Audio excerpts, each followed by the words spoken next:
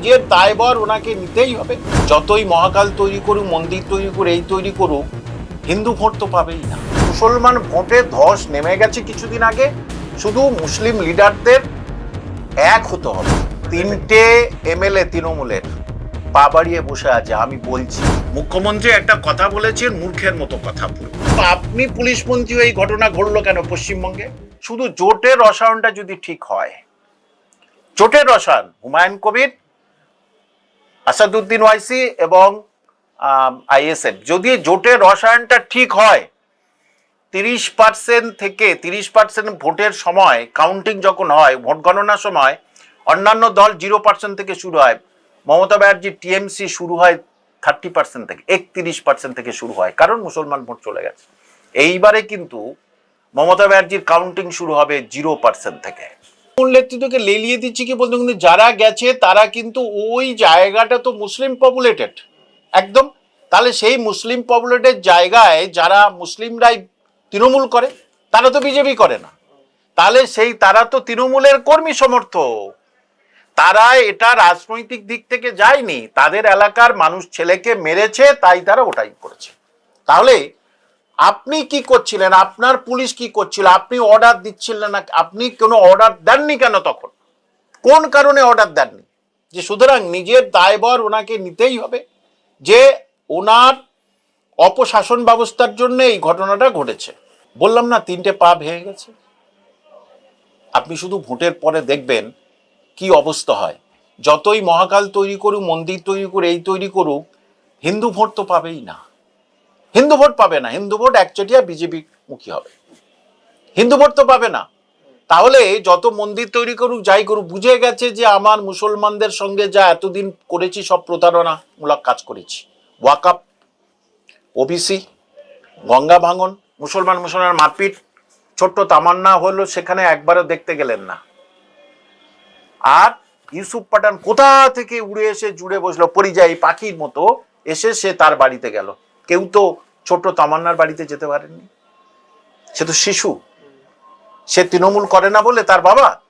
সুতরাং মুসলমান ভোটে ধস নেমে গেছে কিছুদিন আগে, শুধু মুসলিম লিডারদের এক হতে হবে। সেই মুসলিম লিডাররা এক না হলে সমস্যা আছে।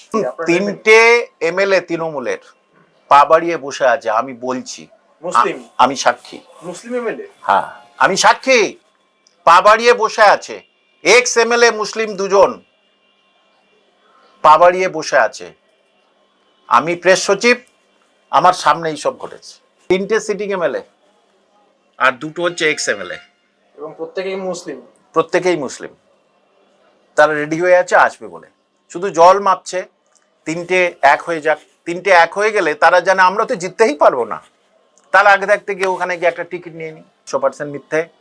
তাহলে এই এত বছর আপনি আছেন, 2011 থেকে মুসলমানদের কি উন্নতি হয়েছে? কোনো উন্নতি হয়েছে? যে উন্নতি বাঙালির হয়েছে সেই উন্নতি মুসলমানদের হয়েছে। হিন্দু মুসলিম সবার হয়েছে, মুসলমানদের হয়েছে দান ধ্যান ইত্যাদি, আর তো কিছু হয়নি। মুসলমানদের শিক্ষা দীক্ষা ব্যবস্থা ওবিসি দিয়ে মুসলমানদের শেষ করে দিয়েছে একেবারে, আর শেষকালে ওয়াকআপ দিয়ে একদম শেষ। তাহলে মুসলমানদের জন্য কি করেছে সেটা মুসলমানরা বুঝে গেছে, এবং সিটিং এমএলএ যারা রানিং এমএলএ তারা কিন্তু ছটফট করছে, দাঁড়ালেই হেরে যাব, দাঁড়ালেই হেরে যাব। তার নিরাপদ প্ল্যাটফর্ম কোনটা? নিরাপদ প্ল্যাটফর্ম এই 3 মুসলিম লিডারের কারণ আসাদুদ্দিন ওয়াইসি অলরেডি মহারাষ্ট্রে কিন্তু দারুণ রেজাল্ট করে ফেলেছে, এদিকে বিহারে দারুণ রেজাল্ট করে ফেলেছে। আসাদুদ্দিন ওয়াইসির বর্ডার এলাকায় মুর্শিদাবাদ, মালদা, 2 দিনাজপুরে দারুণ এখন আছে, ওনার জনপ্রিয়তা আছে। হুমায়ুন কবির সেখানে জোর দিলে এবং আইএসএফ এ জোর দিলে কথাবার্তা চলছে, শেষ মুহূর্তে হয়তো এক হবে, কারণ এক না হলে এদের 3জনের ক্ষতি। দেখুন, এটা জিহাদি শক্তি বলে বলা ঠিক নয়, কারণ যে মারা গেছে সেই এলাকার সমস্ত মানুষ কিন্তু ওখানে জমায়েত হয়েছে। হ্যাঁ, সে সিপিএম, কংগ্রেস, হুমায়ুন কবির সাহেবের দল, আইএসএফ সবাই কিন্তু ওখানে জড়াত হয়েছে, কারণ এলাকার ছেলেকে পিটিয়ে মারা হয়েছে এই জন্যেই। এবং এখানে সবকিছু সুন্দর সুস্থভাবে সমাধান করা যেত যদি পুলিশ ঠুঁটো জগন্নাথ না হয়ে ল অ্যান্ড অর্ডারের অনুযায়ী কাজ করত। সাংবাদিক মার তো খেয়েছে সে, তাহলে সেই সাংবাদিক পুলিশের সামনে সেই সাংবাদিককে মারা হলো কেন?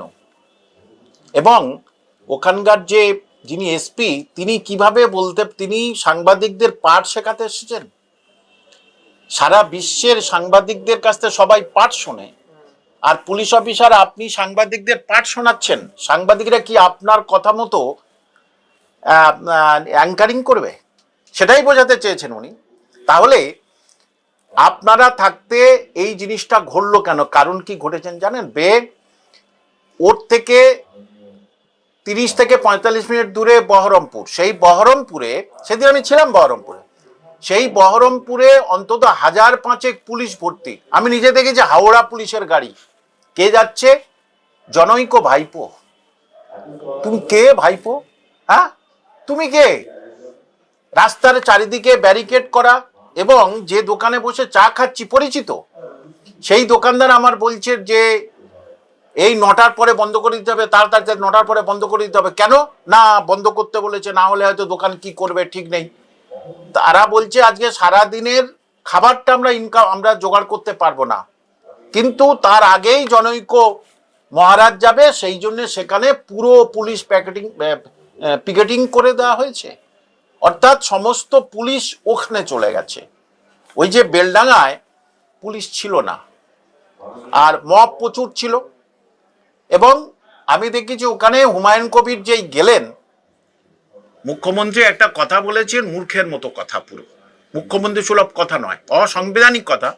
হুমায়ুন কবির ওই পথ দিয়ে গেলেন কেন? ওটা তো ন্যাশনাল হাইওয়ে, এখান থেকে বারাসাত থেকে ওই রাস্তায় শিলিগুড়ি যেতেই হবে। তা উনি কোন পথে যাবেন? উনি গিয়ে সেখানে বঞ্চ যাবার পরে কিছুটা ঠান্ডা করে দিয়েছিল, তারপরে উনি চলে যাওয়ার পরে আবার জনতা উত্তাল হয়ে গেছে। তা জনতা বলার পরে আপনি তারপরে একটা ওই টোল ফ্রি নম্বর দিলেন যে বাইরে কেউ কিছু হলে তাদের বলবেন, ওদের বলবে। এখন ব্যাপার হচ্ছে জনৈক ভাইপোকে বলা উচিত যে ওই যে উত্তরাখণ্ডের মুখ্যমন্ত্রীর সাহায্যে তো ওই হেলিকপ্টার ব্যবহার করতো না, তাহলে সেখানেই গিয়ে বাঙালিকে মারছে। আমি হিন্দু মুসলিম দেখছি না, বাঙালি মরেছে, বাংলার সন্তান মরেছে। তাহলে ল অ্যান্ড অর্ডার ছেড়ে পুলিশ ঠুটো জগন্নাথ হয়ে সেখানে কি করছিলেন?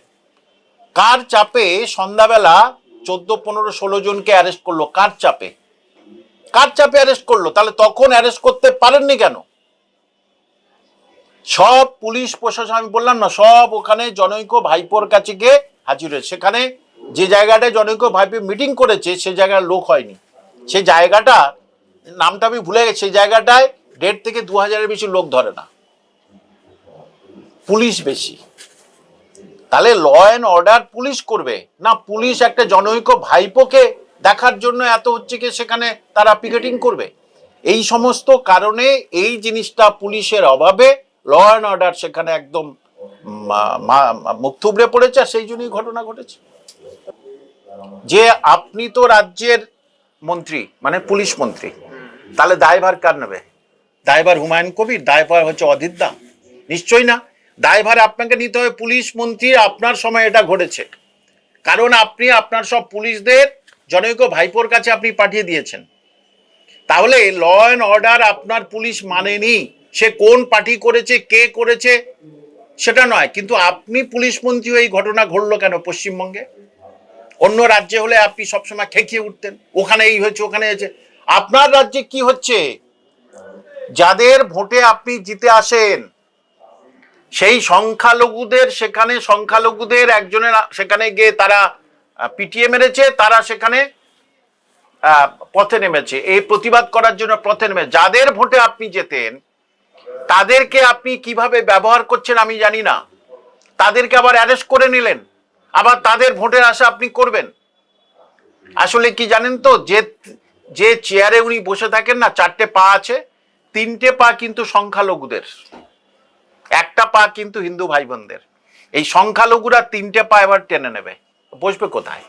মুখ থুবড়েই পড়ে যাবে। আগে থাকতে বলে দিলাম, একদম ভুয়ো। তাহলে অন্যান্য রাজ্যে তো পুরো মুসলমান মুছে যেত। আমার প্রশ্ন, অন্যান্য রাজ্যে মুসলমান মুছে যেত, এই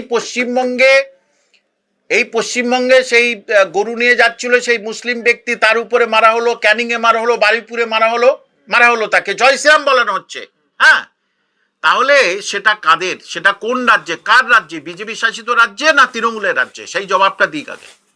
মুসলিমদের সার্বিক উন্নয়ন হবে কি না হবে বুঝতে পারবো না, কিন্তু অন্যান্য রাজ্যে যে মুসলিমদের সব কেটে ফেলে দিচ্ছে কি, সেটা তো হয়নি তো। মানে বিজেপি শাসিত রাজ্যগুলো, হ্যাঁ, বিজেপি শাসিত মুসলিমগুলো কেটে ফেলে দিচ্ছে, তা তো হয়নি তো। এখানে বাংলায় যেমন ঘটছে অন্য জায়গায় তেমনই ঘটছে, তেমনই ঘটছে। পাশের রাজ্যে, পাশের দেশে যদি হিন্দু ভাই বোনদের উপরে পুড়িয়ে মারা হয়, তাহলে এখানকার হিন্দু ভাই বোনদের তো কষ্ট হবে, ভারতের হিন্দু ভাই বোনদের কষ্ট হবে, খুব স্বাভাবিক জিনিস এটা। মানে কাস্টের মধ্যে একটা টান প্রত্যেকেরই আছে, আমার আছে, আপনার আছে, সবার আছে। তাহলে ওখানে ওটা ঘটছে, এদের মধ্যে সেইগুলো তার এফেক্ট হচ্ছে, সেই অনুযায়ী হচ্ছে। কিন্তু হ্যাবকভাবে ভারতে কোথায় মুসলিম নিধন হচ্ছে আপনি আমার দেখান, কোথায় মুসলিম নিধন হচ্ছে, কোন ডবল ইঞ্জিন সরকারের কাছে মুসলিম নিধন হচ্ছে? পশ্চিমবঙ্গে বিজেপির দ্বারা মুসলিমরা হত্যা হয়নি, কিন্তু তৃণমূলের অপশাসনের বলি হয়েছে মুসলিমরা। এটা কম কিন্তু দাঙ্গা নয়। লোক মরে যাওয়াটাই হচ্ছে দাঙ্গা, বা লোক মরে যাওয়া হচ্ছে মুসলমান হিন্দুর উপর অত্যাচার, হিন্দু মুসলমান উপর অত্যাচার। এখানে এই সরকার আসার পরে কত মুসলমান মারামারি করে প্রাণহানি দিয়েছে, এটার হিসেব কে দেবে? এটা কি বিজেপি শাসিত রাজ্য? এটা তো আপনারই রাজ্য। সেখানে মুসলমানরা মরছে কার দোয়ায়, কার শাসনে? হিন্দুরা মুসলমানদের মেরে দিচ্ছে। ছোট তামান্নাকে হিন্দু মেরে দিয়েছে, মেরে দিয়েছেন আপনি। আনিস হাওড়ার, তাকে কে মেরে দিয়েছে? হিন্দুরা মেরেছে, বিজেপিরা মেরেছে? মেরেছে আপনার পুলিশ প্রশাসন। তাহলে আপনি বিজেপির থেকেও ভয়াবহ, হ্যাঁ বিজেপির থেকেও ভয়াবহ, যা দেখছি বিজেপির থেকেও ভয়াবহ। ছোট্ট তমন্নাকে আপনি দেখতে যাননি কেন? কেন দেখতে যাননি? কেন হচ্ছে কে মুসলমান যারা বাইরে মরছে একটা গলা চড়াচ্ছে না কেন? কেন গলা চড়াচ্ছে না?